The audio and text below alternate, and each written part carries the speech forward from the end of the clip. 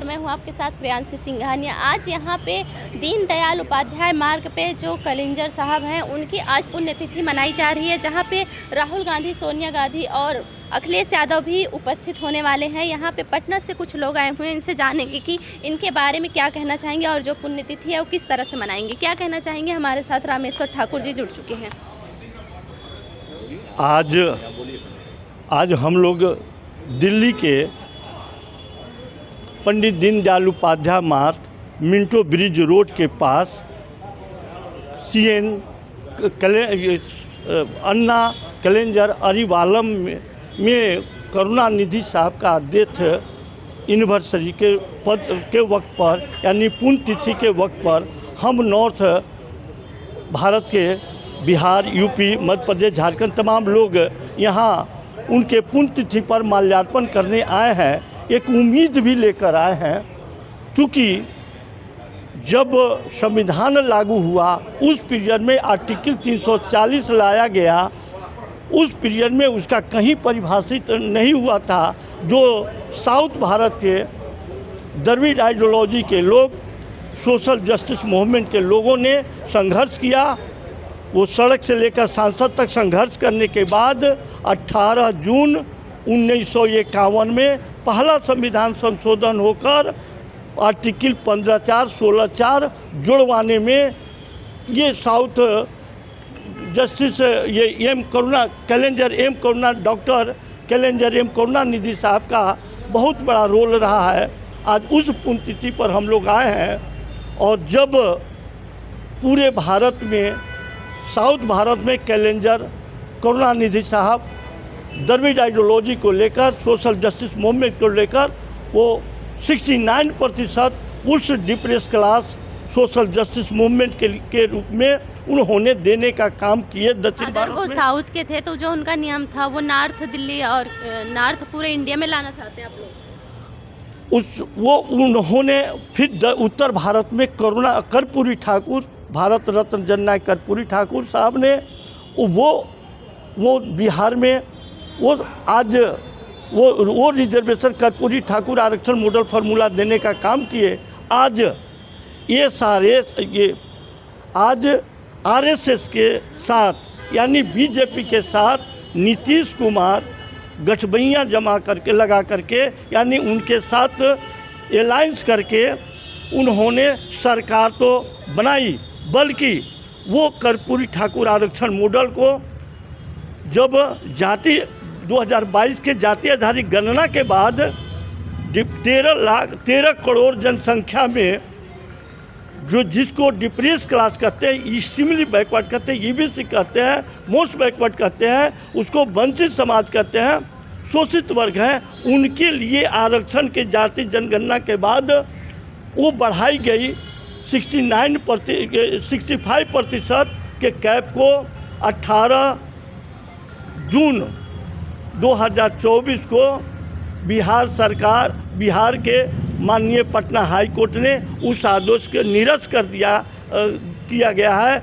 जिसके लिए हम लोग बिहार वाले यहाँ पुण्यतिथि पर आए हैं। एक उम्मीद लेकर आए हैं कि जिस साउथ भारत में 69% रिजर्वेशन है, उनके पूर्व बच्चे ये सीएम कैलेंजर एम के स्टालिन साहब सीएम के पद पर है। हम लोग उम्मीद कर रहे हैं कि आज पूरे भारत में 40 से 45 करोड़ जो डिप्रेस क्लास के लोग हैं, सोशल जस्टिस के मूवमेंट के साथी हैं, जो एक्सट्रीमली बैकवर्ड के लोग हैं, मोस्ट बैकवर्ड के लोग हैं, उनके रहनुमा बनकर आज पार्लियामेंट में भी वो सवाल को उठाई जाए, और सुप्रीम कोर्ट में भी हमको बड़े पहचान वाले एडवोकेट की ज़रूरत है, उसमें हेल्प करके और उसको सुप्रीम कोर्ट से सोशल जस्टिस मिल पाए। इसी उम्मीद से आज पुण्यतिथि पर हम लोग यहाँ इकट्ठा के भी राष्ट्रीय अध्यक्ष आए हुए हैं कि कुमार काले साहब, महासचिव राठौर साहब, और बिहार से शमीम साहब, कामता लाल ठाकुर साहब, प्रोफेसर सत्येंद्र साहब, ये तमाम लोग यहाँ क्यों इकट्ठा हुए हैं, इसके पीछे कुछ घटना है, उसके तरफ मैं 2 मिनट में अपनी बात को रखना चाहता हूँ क्योंकि संविधान जब लागू हुआ था उस पीरियड में जो ओबीसी के लिए आर्टिकल 340 दिया गया था, वही तमिलनाडु वो द्रविड़ आइडियोलॉजी के लोग, सोशल जस्टिस मूवमेंट के लोग का ही सड़क से लेकर सांसद तक संघर्ष करने के बाद पहला संविधान संशोधन 18 जून 1951 को हुआ। वो देन तमिलनाडु के द्रविड़ आइडियोलॉजी के लोगों का रहा। तब जाके आर्टिकल 340 को पूर्ण करने के लिए आर्टिकल 15(4) और 16(4) जोड़ा गया। उस आधार पर फिर चुनाव होता है, कमीशन गठित हुई और वो रिपोर्ट भी आने के बाद तब भी सरासर बेईमानी के तहत केंद्र की सरकार पार्लियामेंट में 10वां संविधान संशोधन करके केंद्र की आइडियोलॉजी थी आर्टिकल 340, उसको डाउन करने के लिए, उसको इग्नोर करने के लिए ये स्पेशल एक सत्र बुलाया गया और वो था 11 अगस्त 1961 को। और वहाँ से रेजुलेशन पास करके ये स्टेट को दे दिया गया कि आप आर्टिकल 340 को अपने स्टेटों में कमीशन गठित करके परिभाषित करें। वो उसी पीरियड में एक सरासर बेईमानी हुई। जबकि काका कालेलकर का रिपोर्ट आ गया था, वो पार्लियामेंट में न रखकर उन्होंने ये बेईमानी के तहत आर्टिकल 340 को गौण करने के लिए ऐसा किया। फिर भी उसी आइडियोलॉजी पर दक्षिण भारत में एम करुणानिधि साहब ने वो दामोदरन कमीशन बनाकर उन्होंने 69% रिजर्वेशन देने का काम किए।